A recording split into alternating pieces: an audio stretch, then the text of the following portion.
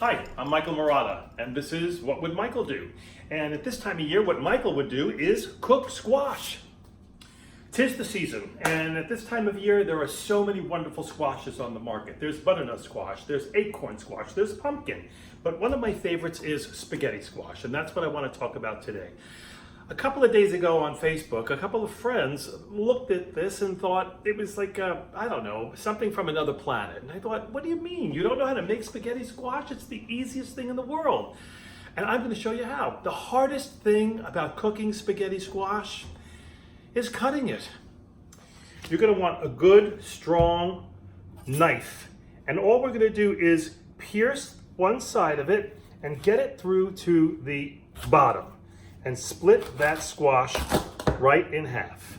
I like to cut it before I cook it because it just makes the process so much easier. That is the hardest part.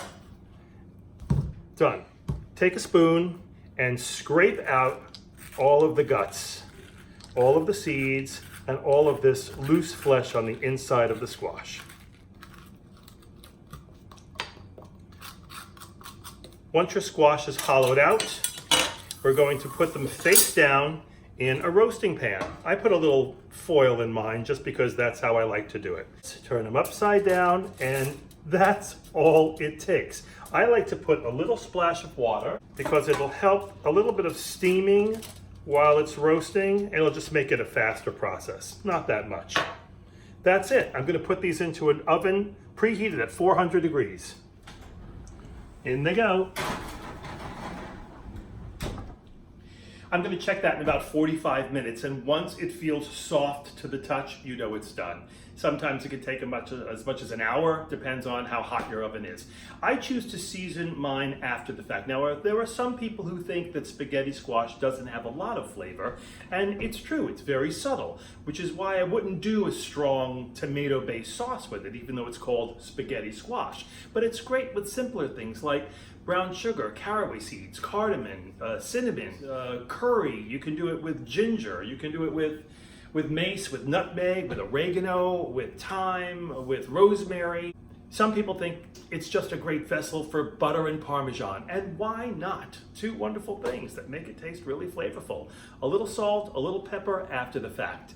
Let's come back in 45 minutes and see if it's done. At 45 minutes, I didn't think this was quite done enough. So I added another 10 minutes, and you can tell, especially since it got brown on the top, once it's soft to the touch and it feels like soft as a pillow, you know that is done. So you want to let that rest for a good 5 to 10 minutes because it's going to be really super hot to handle. Also a good idea to turn them upside down and let that steam escape. And that'll also make it cool down a little quicker and make, ooh, look at that, how pretty, and make it easier to handle. And now comes the fun part. Grasp it with a pot holder because it's going to be really hot. And now we're going to just take a fork and scrape the insides of that spaghetti squash. Could this be any simpler? Just scrape it all out until you reach the skin.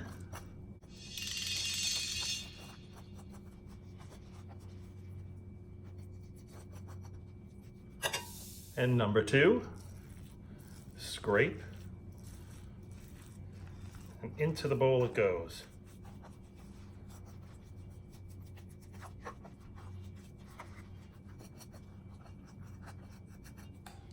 Instead of butter, I'm going to do a generous tablespoon of ghee. Of course, that is clarified butter. Same delicious flavor that would use for dipping your lobster in. I'm going to add a generous shake of some Parmigiano Reggiano cheese and some crushed black pepper. I'm going to skip the salt because there's plenty of salt in the cheese. Give it a toss. Oh my God, that looks and smells so good. Spaghetti squash. A little pepper, a little cheese, a little butter. A lot of flavor. Just delicious. Couldn't be easier. Try it. Thanks for watching. Subscribe, share. Have a good night.